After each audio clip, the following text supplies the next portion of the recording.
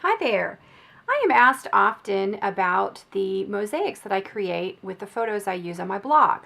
I discovered an app that actually makes creating those mosaics much easier, and it's called TurboCollage. I'm going to show you today how to use that. Once it's opened, you can make a decision to either use your camera or you can actually use photos. So I'm going to create a new collage. And then up here, there's a little camera icon. I'm going to choose that. And then you can either choose from your photo library or from your camera. So I'm going to choose from my photo library. And then you can just run through your photographs and just tapping them checks them or selects them. So just go through your photos and make some selections.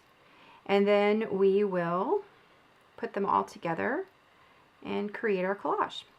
It's very easy to do. If you don't like it or you change your mind, just tap on it again and then it will remove that particular photo.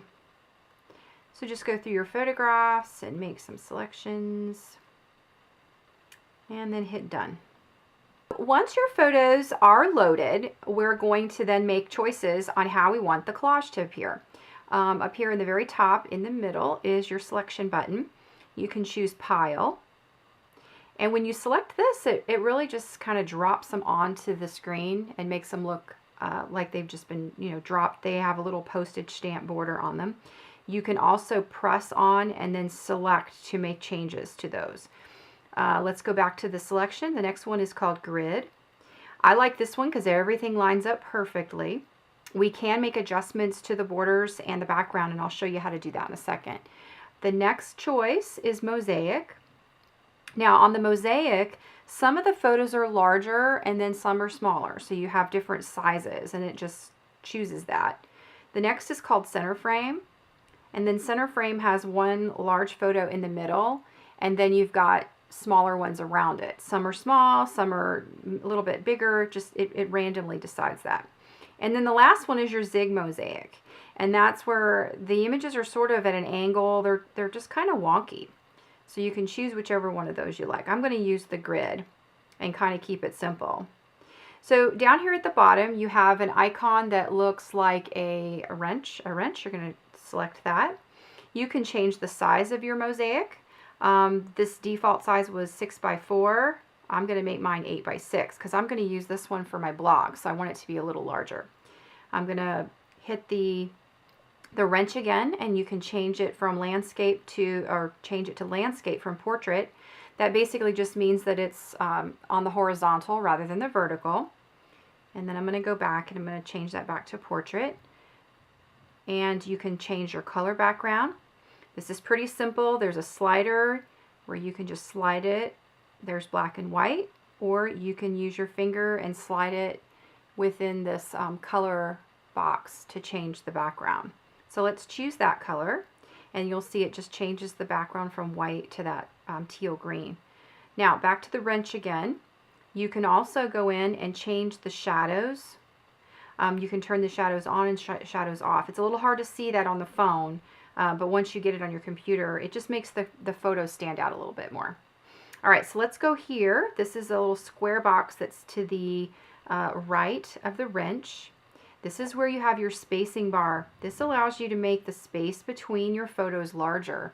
You can see that quite a bit with that because I've got the background set in that blue. You can see how much larger that is. And you just run your finger across the sliding bar and that will change it. Now at the bottom, you can change your corners from square all the way to the left. And then if you want to move them to rounded corners, you slide it all the way to the right. I really like the rounded corners. And then the last thing you can do on the bottom right corner, you'll see ABC, that's your font. And that's where you can put text on your photo. I'm not going to do that for this, but I'm just going to hit cancel. And I'm not going to do that. Now, let's say you don't like a photo, you changed your mind and you don't want that photo on there. You just select it. You can also move it. Let's say you want to move that photo up. You can move that photo up by simply sliding it. Whatever one is selected, and then you can, ooh, I actually made that one larger. Didn't mean to do that. See, now there's a function I just learned.